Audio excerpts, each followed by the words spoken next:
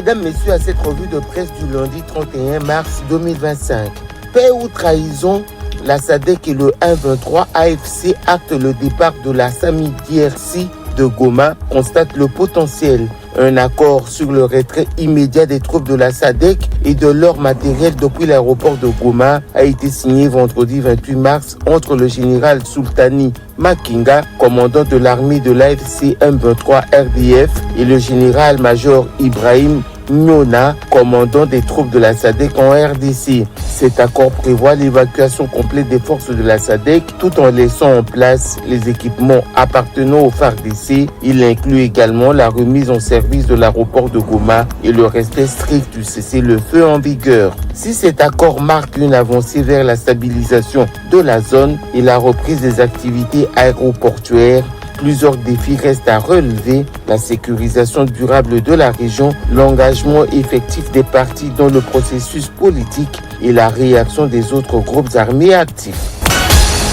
Insécurité grandissante sous l'administration du 1-23 à Bukavu. La population se soulève après l'assassinat d'un jeune à Kadutu, rapporte Mediacongo.net. La journée du dimanche 30 mars 2025 a été marquée par des tensions à Bukavu.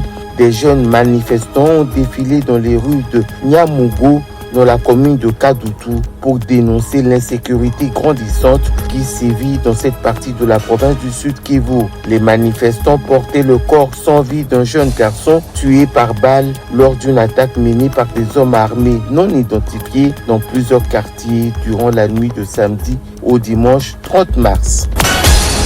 Après des tweets aux façons contre la RDC, les FARDC mettent en garde le fils Museveni, notre Congo Nouveau. Après ces menaces d'arrêter le gouverneur militaire de l'Ituri ou de prendre le contrôle de la ville de Kisangani, l'armée congolaise a finalement réagi à ces propos, ce qui a poussé l'armée ougandaise UPDF de se désolidariser des tweets de son chef, le général Muhoozi, fils du président ougandais. Kasaï central, 9 femmes victimes de viols collectifs, annonce Forum des As. Un acte d'une violence abjecte a plongé le territoire de Dibaya au Kasaï central dans l'effroi. 9 femmes ont été sauvagement violées en groupe dans les circonstances d'une brutalité inédite, suscitant une onde de choc à travers la province. L'ONG Femmes Main dans la Main pour le développement intégral a vivement condamné cette atrocité, exigeant une réponse immédiate des autorités.